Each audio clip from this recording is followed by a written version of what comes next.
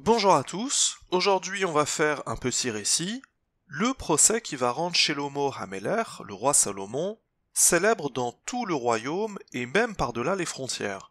Mais contrairement au récit précédent dans lequel on lisait quelques versets puis on commentait si nécessaire, cette fois on va plutôt lire le procès qui fait 12 versets, puis on le commentera à la fin.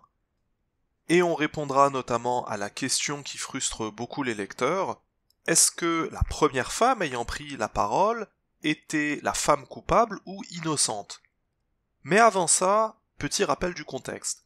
Le roi David vient de mourir, et parmi tous ses fils, Dieu a choisi d'élever sur le trône d'Israël après lui, Shelomo, Suleiman en arabe, et un jour Shelomo avait fait 1000 sacrifices pour Dieu, et la nuit même, Dieu se révèle à lui dans un rêve et lui dit: Sheal, ma eten lach, demande, que te donnerai-je?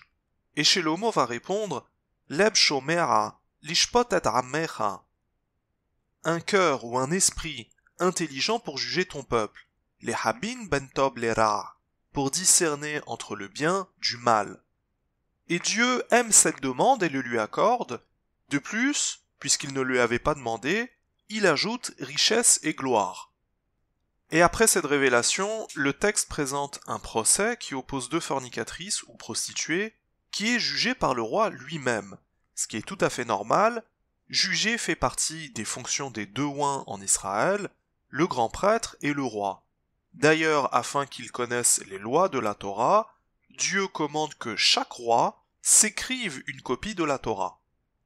On est dans Melachim Aleph, le premier livre des rois, chapitre 3, verset 17. Vatomer ha'isha ha'achat, bi Adoni. L'une des femmes dit: Mon Seigneur, moi et cette femme nous habitons dans la même maison, et j'ai accouché avec elle dans la maison. Vaï bayom hashilishi leliditi, vatel et gam ha'isha hazot. Puis, 3 jours après mon accouchement, cette femme aussi accoucha, et nous étions ensemble, pas d'étrangers avec nous dans la maison, seulement nous deux dans la maison. Vayamod ben ha'isha hazot laila, asher shachebar alav. Mais le fils de cette femme mourut pendant la nuit parce qu'elle s'était couchée sur lui. Vatakom betok halayla, vatikach et benimetzli. Elle s'est levée au milieu de la nuit et a pris mon fils qui était à côté de moi, alors que ta servante dormait. Et elle l'allongea contre elle, mais son fils mort était couché contre moi. Vaakum baboker, lehenik et beni, vehine met. Le matin, je me suis levé pour allaiter mon fils, mais voilà qu'il était mort. Et je l'ai examiné le matin, mais ce n'était pas mon fils dont j'avais accouché. Vatome ha'isha ha'acheret, lochi, beni hachai, ou bene hamet. L'autre femme dit: Non, car c'est mon fils qui est vivant, et c'est ton fils qui est mort. Mais celle-ci dit: Non, c'est ton fils qui est mort, et c'est mon fils qui est vivant. C'est ainsi qu'elles parlèrent devant le roi. Vayomer HaMelech, le roi dit: Celle-ci dit: C'est mon fils qui est vivant et c'est ton fils qui est mort. Et celle-là dit: Non, c'est ton fils qui est mort et c'est mon fils qui est vivant. Vayomer HaMelech, Kechuli Chareb. Et le roi dit: Apportez-moi une épée. Vayabiu Hachereb, Lipne HaMelech. Et ils apportèrent une épée devant le roi. Vayomer HaMelech, Gizru et Hayeled Chachai Shnaim. Et le roi dit: Coupez en deux l'enfant vivant, et donnez-en une moitié à l'une et une moitié à l'autre. Vatomer ha'isha asher bena chachai el hamelech, ki nichmeru rachamecha al bena. Alors la femme dont le fils était vivant s'adressa au roi, car ses entrailles s'émouvaient pour son fils. Vatomer, et elle dit: Bi Adoni, tenula et hayalu dachai, vehamet al temituhu. Ô mon Seigneur, donnez-lui l'enfant vivant, mais ne le faites pas mourir.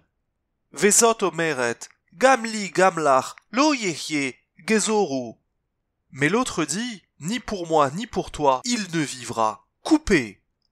Veyaran hamelech vayomer. Et le roi proclama en disant: Donnez-lui l'enfant vivant, et ne le faites pas mourir. Elle est la mère. Vayishmeru chol Yisrael et hamishpat asher shafat hamelech.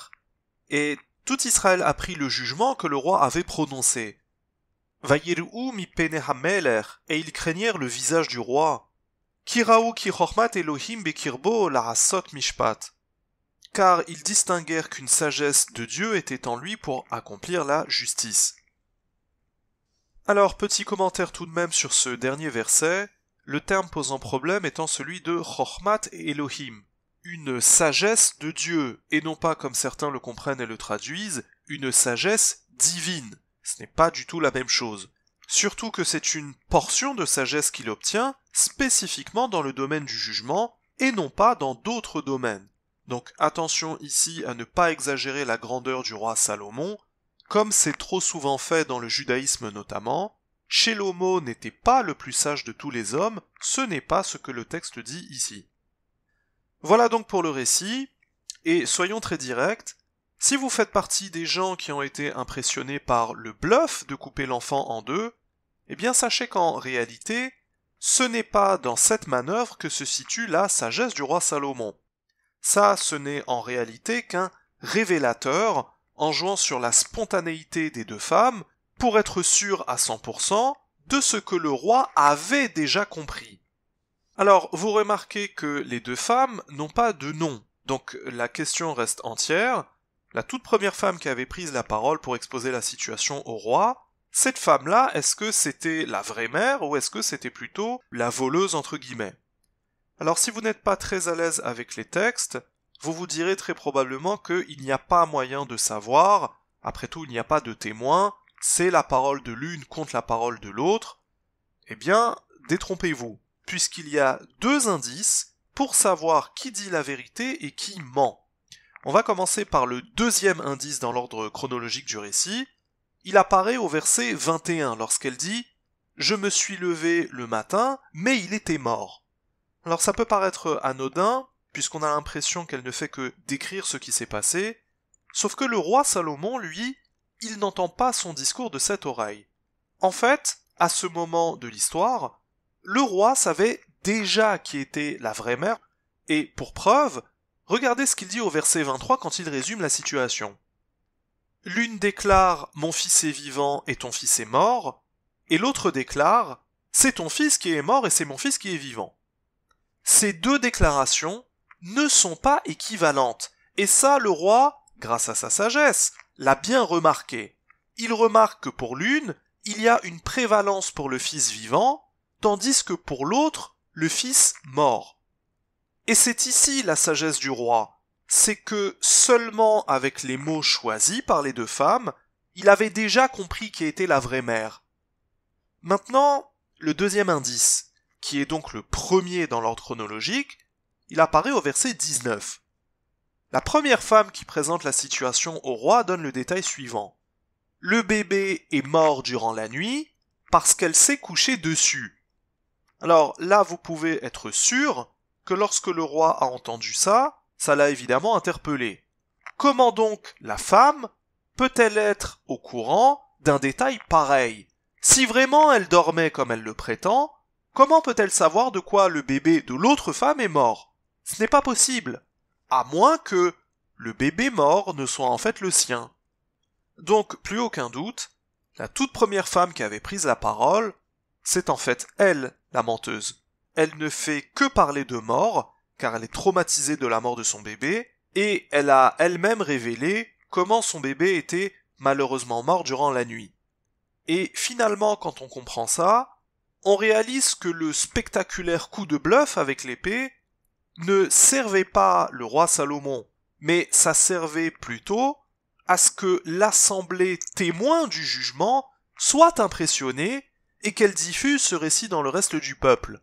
Donc, on pourrait dire que c'est un joli coup de communication de la part du roi ici.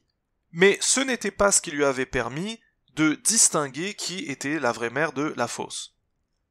Voilà, n'hésitez pas à me dire en commentaire si vous êtes d'accord, pas d'accord, si vous avez trouvé d'autres indices. Si vous avez appris quelque chose, laissez un pouce vers le haut. Merci de votre attention et à bientôt si Dieu nous l'accorde.